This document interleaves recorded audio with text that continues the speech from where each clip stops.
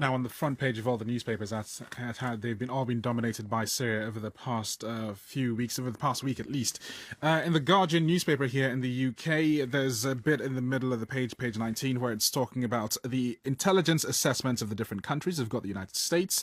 It says 4 pages of intelligence in the United Kingdom, 1 page of intelligence. France, 9 pages of intelligence. And basically what it is all the different countries who are involved in what to do about Syria all have their own intelligence assessments. The Russians have theirs as well. Later today, French MPs will debate about government plans to launch the strikes against Syria. But unlike the UK, the debate will not be followed by a vote. President Hollande called for military strikes in response to the alleged use of chemical weapons against civilians near Damascus on the 21st of August. Hundreds of people are believed to have died in that attack. Well, on the line to Paris, I'm joined by Axelle Lemaire. She's an MP for the Socialist ruling party, representing French voters in Northern Europe. First of all, Axelle Lemaire, do you support military action against President Bashar al-Assad's forces? Good morning. Well, what I kept saying is that if I'm convinced that there is strong evidence that the regime is responsible for the use of chemical weapons that killed hundreds of people, then I do support an intervention, because I think in the 21st century it's just not acceptable that a dictator kills its own civilians in violation with all obligations of international law that were actually written down in law more than 90 years ago. There's been a lot of intelligence in circulation. Surely you'd have formed an opinion by now.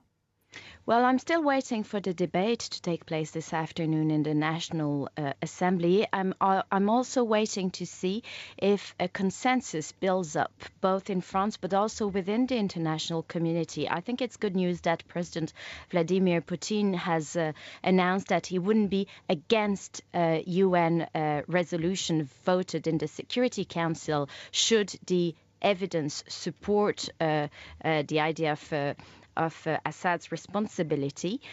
So I'm more in favor than against, but I still need to form my own opinion. Well, it seems as if there's you say you're more in favor than against. Maybe that's perhaps it's not so similar in the broader parties, the ruling coalition and the opposition. They appear to be divided about what to do. Why is it so controversial? It is true that the consensus is not as broad as it was for Mali, for example, and of course... Which is when French troops intervened last year to oust al-Qaeda-related forces. Exactly. And of course, there's a precedent in France, which is Iraq. And there was, at the time, a very strong consensus against an intervention in Iraq. And people seem to think that this is similar. The difference to me is that we're not discussing the possible use of chemical weapons of mass destruction.